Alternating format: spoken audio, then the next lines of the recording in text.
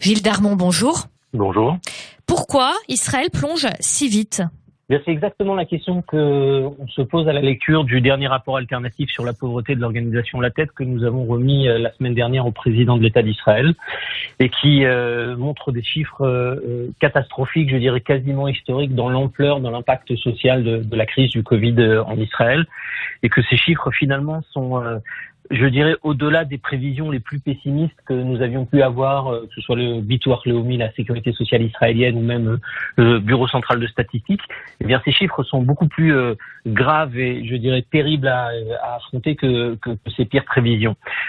Si on regarde un petit peu plus près les chiffres que nous donne ce rapport, eh bien, nous voyons qu'aujourd'hui, c'est plus de 850 000 familles en Israël qui sont dans une situation de pauvreté.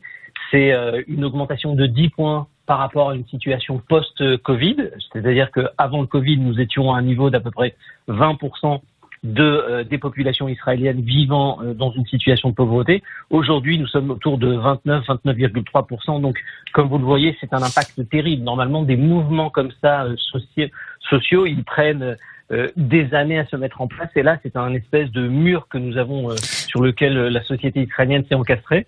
Et si je rajoute d'autres chiffres, comme le chiffre de ce qu'on a, nous, on a défini comme difficulté économique importante, et bien là, les chiffres sont encore plus importants. C'est plus d'1,1 million familles en Israël qui sont dans une situation de difficulté économique, d'extrême difficulté à fermer le mois, si je peux utiliser cette expression. Gilles Darmon, c'est vrai que de toute façon, le Covid impacte tous les pays. Après, en France, il y a de nombreuses aides qui sont proposées. L'État a libéré des milliards en fait pour aussi bien pour aider les entreprises, etc., pour continuer à payer le chômage aux gens qui arrivaient en fin de droit, etc. Est-ce qu'en Israël, il y a assez de mesures prises, d'après vous, pour aider tous ces Israéliens qui sont très impactés par le coronavirus et qui provoquent une grande vague de pauvreté? Écoutez, oui, effectivement, le gouvernement a mis en place un certain nombre de mécanismes pour soutenir les gens qui étaient en chômage technique, les gens qui sont partis en chômage, les entrepreneurs individuels, des mécanismes de report, de remboursement des prêts, etc. Mais c'est là où le rapport est inquiétant, puisqu'il montre en quelque sorte que ces mesures gouvernementales n'ont pas été suffisantes. Je rappelle simplement que nous avons collecté ces données sur une base d'un échantillon représentatif de plus de 1300 foyers en Israël, ce qui est énorme à l'échelle de la taille du pays, et que, malgré ces mesures gouvernementales, on a ces chiffres terribles, ces 420 000 familles supplémentaires en situation de difficultés financières, c'est 250 000 familles supplémentaires en situation de pauvreté, c'est 150 000 familles supplémentaires en situation d'insécurité alimentaire. C'est un tableau extrêmement noir, et c'est d'autant plus inquiétant que tous les économistes s'accordent à dire que l'essentiel de l'impact social du Covid n'a pas encore eu lieu, que probablement au moment où les aides d'État que vous avez décrites s'arrêteront, c'est-à-dire en Israël autour de juin 2021, eh bien c'est là qu'on aura un véritable impact social encore plus important que celui-là. Donc nous sommes très inquiets. C'était le sentiment du président de l'État d'Israël quand il a reçu ces chiffres. Il faut comprendre que ça fait plus de 18 ans que La Tête publie chaque année ce rapport alternatif sur la pauvreté. C'est plus d'une dizaine de personnes qui ont travaillé sur ce rapport. C'est des milliers et des milliers de personnes qui ont été interrogées. C'est 2 centres de recherche sociale qui sont parmi les plus avancés en Israël qui ont participé à la rédaction de ce rapport. Donc c'est un rapport extrêmement précis, extrêmement scientifique, extrêmement fourni en termes d'informations, et qui nous donne malheureusement une image catastrophique de l'impact social du Covid en Israël. C'est donc inédit ce qui se passe d'après vous?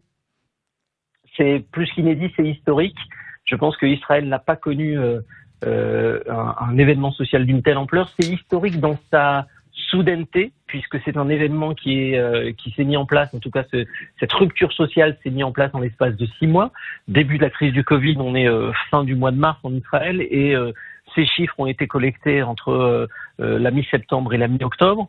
C'est historique dans son ampleur, une augmentation de 10 points comme on le disait. Donc on est dans une situation jamais vue, d'autant plus que au vu des chiffres que je vous ai présentés, c'est quasiment l'ensemble de la société israélienne. C'est 75% des foyers israéliens qui, quelque part, ont vu un changement significatif dans leur quotidien. Alors, bien sûr, comme d'habitude, les plus pauvres ont été touchés le plus violemment, puisque c'est des métiers tels que la restauration, le service, l'agriculture, le tourisme, bien évidemment, qui sont des pourvoyeurs de postes de travail à faible qualification.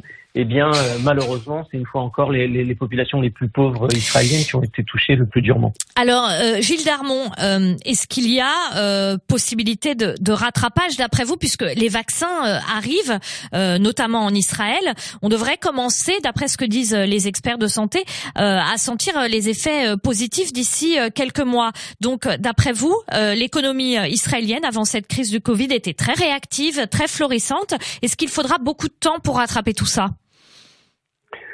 Vous avez raison que les choses ne devraient heureusement pas perdurer, en tout cas pas dans cette dimension. Par contre, ce qui est sûr, c'est que quand vous posez la question aux personnes en situation de fragilité économique sur le futur, seulement un tiers d'entre eux pensent que dans l'année, ils vont retrouver une situation économique antérieure à la crise du Covid. C'est-à-dire qu'il va y avoir un nombre très important de familles israéliennes qui vont rester sur le carreau après cette crise. Nous n'aurons pas une réduction instantanée du chômage, ne serait-ce que sur 1 an ou sur 2 ans. Malheureusement, je pense qu'on a franchi un palier de pauvreté qui va nous accompagner pendant plusieurs années, de 4 à 5 ans, avant que nous puissions revenir à un état qui était celui de la société israélienne avant la crise du Covid.